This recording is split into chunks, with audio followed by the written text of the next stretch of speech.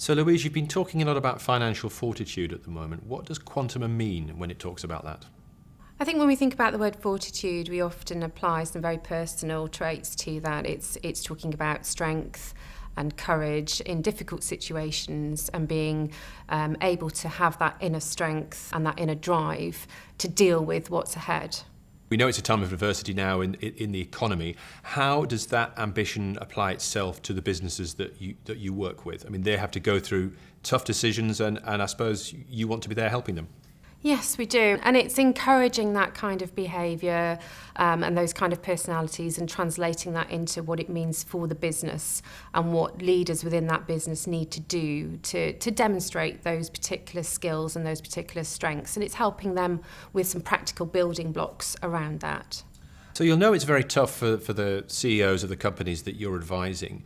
Where is that strength and adversity coming from, do you think? Yeah, they do. And I think we have to recognise that there's a huge amount of challenge out there for leaders in businesses and the businesses that we work with are facing a whole range of issues on a day-to-day basis. And it's maintaining that level of enthusiasm and drive day to day and supporting them with those challenges and those difficult decisions and helping them to create effectively the blueprint for the business moving forward. 2021 will dawn at some point. There will be a future. It will hopefully be brighter than 2020. We hope so, yes. And I suppose for many it's understanding what lies ahead in the short term and in the medium term. But ultimately what we know is they are going to need to have a plan in place. They're going to need to have that strength within to drive that plan forward. And actually that does take a certain set of skills within the organisation and within the personality of the individual. So Quantuma is known for different disciplines. There's restructuring work, there's some accountancy, there's corporate finance, there's advisory. I guess with financial fortitude, you're saying you can bind all this up and support clients who really need help in different ways at this difficult time. I think it's a range of skills and products and services, however you want to describe it. But it's actually about being there with that business along their journey.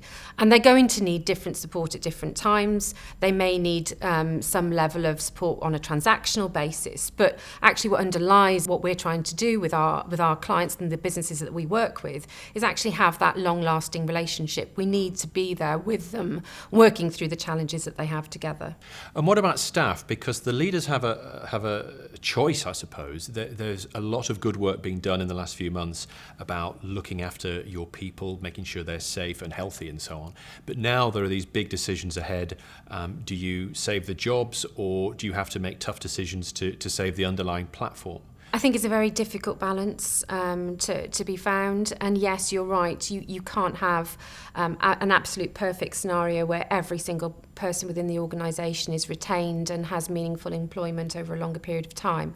So there is a challenge there for leaders in businesses. They are looking to actually address some of these challenges quite quickly. So there are some very difficult decisions to be made incredibly quickly, perhaps in a way that they would be used to dealing with it either. They're really looking at the shape of the business moving forward and adapting and reshaping the workforce around that.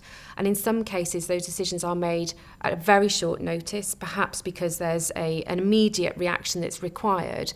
But the reality is, without being able to make those decisions quickly, the business may not be able to survive. Getting the right people in the company, keeping them and setting a plan for the future, it's a key element of financial fortitude and something you think you can help people with going into next year. At the moment, we're looking at businesses who are facing a variety of challenges. Who are the people within your organisation that can help you to do that? We're talking to a range of businesses and a range of sizes. There may be some that only have a small number of people on the board.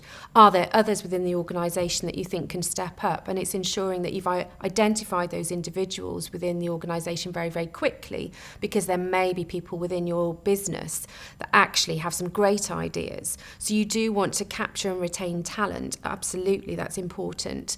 But there will be some very difficult decisions on a pure resourcing level. What do you need? What does that business need? And how is it going to survive if it carries an excessive amount of overhead over a longer period of time? Thank you, Louise. Thank you.